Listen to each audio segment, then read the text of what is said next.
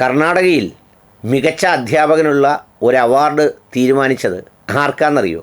ഹിജാബ് വിവാദത്തിന് തുടക്കമുണ്ടാക്കി അത്രമേലൊരു വിദ്വേഷം ആ സമൂഹത്തിലാകെ ഉണ്ടാക്കി ഒടുവിൽ സുപ്രീം കോടതി വരെ പോകുന്ന കേസുണ്ടാക്കി ഒരുപാട് വിദ്യാർത്ഥികളുടെ പഠനവും ജീവിതവും പിന്നെ രാജ്യമൊട്ടാകെ കലാപസമാനമായ അന്തരീക്ഷവും ഒക്കെ ഉണ്ടാക്കുന്നതിനു വേണ്ടി മുൻകൈയെടുത്ത അധ്യാപകനാണ്, പ്രഥമാധ്യാപകനാണ് അവാർഡിനായി നിശ്ചയിച്ചത്.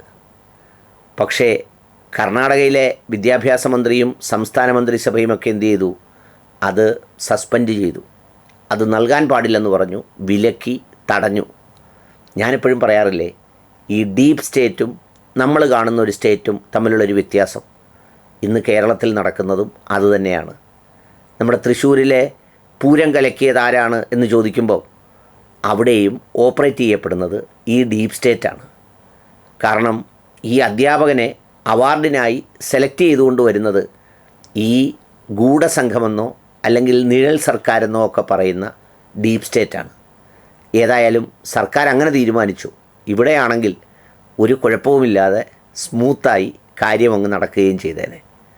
അതിനെക്കുറിച്ചാണ് എനിക്ക് പറയാനുള്ളത്. കർണാടക സർക്കാർ കഴിഞ്ഞ ദിവസം ഒരു തീരുമാനമെടുത്തു. സംസ്ഥാനത്തെ ഏറ്റവും ബെസ്റ്റ് ടീച്ചർ എന്നുള്ള അവാർഡ് കുണ്ടാപ്പൂർ എന്ന് പറയുന്ന ഗവൺമെൻറ് പ്രീ ഗ്രാജുവേഷൻ കോളേജിൻ്റെ പ്രിൻസിപ്പൽ രാമകൃഷ്ണൻ എന്ന് പറയുന്ന ആളിന് നൽകാൻ തീരുമാനിച്ചു.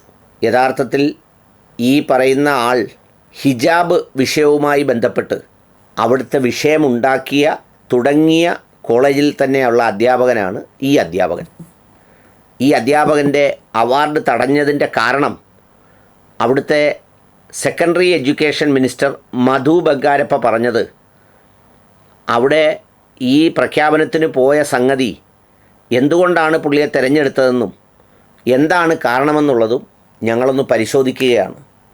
അത്രമേൽ മികവുകൊണ്ടാണോ അദ്ദേഹത്തെ തിരഞ്ഞെടുത്തത്? അതിനേക്കാൾ മികവുള്ളവർ, തിരഞ്ഞെടുക്കപ്പെടാൻ യോഗ്യതയുള്ളവർ അവിടെ ഉണ്ടായിരുന്നില്ലേ?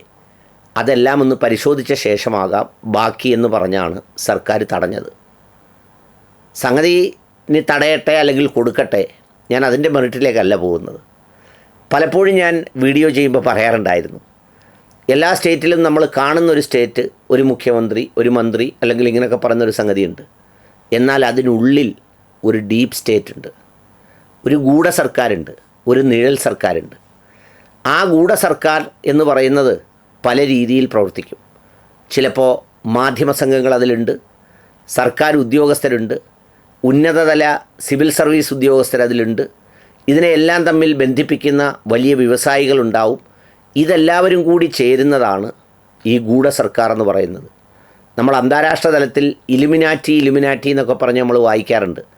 6-7 പേരടങ്ങുന്ന അല്ലെങ്കിൽ 10 പേരടങ്ങുന്ന ഒരു വിഭാഗമാണ് ലോകം കൊണ്ടുപോകുന്നത് എന്നാണ് അതിലൂടെ നമ്മൾ വായിക്കുന്നത്. ചിലർ ആ പുസ്തകമൊക്കെ വായിച്ചിട്ട്, ഞാൻ വായിച്ചിട്ടില്ല, വായിച്ചവരൊക്കെ പറഞ്ഞിട്ടുണ്ട് അത് കേട്ടാൽ നമ്മളിങ്ങനെ കോരിത്തരിച്ചിരുന്ന് പോകുന്നൊക്കെ.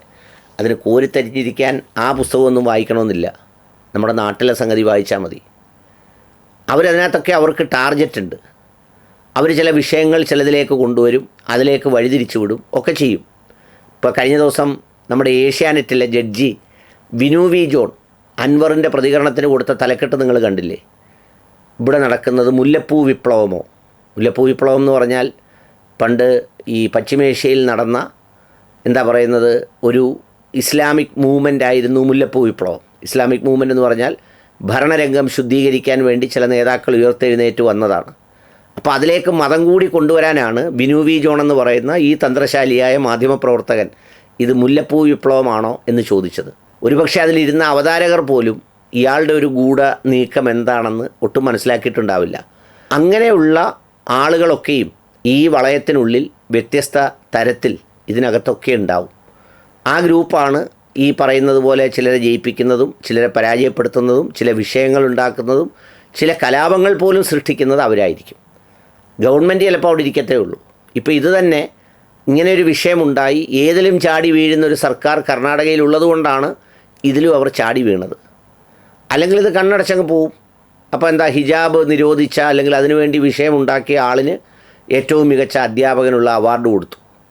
ഇതാണ് അതിൻ്റെ ഗ്രൗണ്ട്. അപ്പോൾ ഇത് ചെയ്യുമ്പോഴോ ഇപ്പോൾ തടഞ്ഞപ്പോൾ ഉടുപ്പി അതുപോലെയുള്ള പ്രദേശത്തൊക്കെ വലിയ ഉണ്ടാകും. ബ്രാഹ്മണ സമൂഹത്തിൽപ്പെട്ടവർ അതുപോലെയുള്ള ആളുകളൊക്കെ വലിയ വിഷയം ഉണ്ടാക്കും.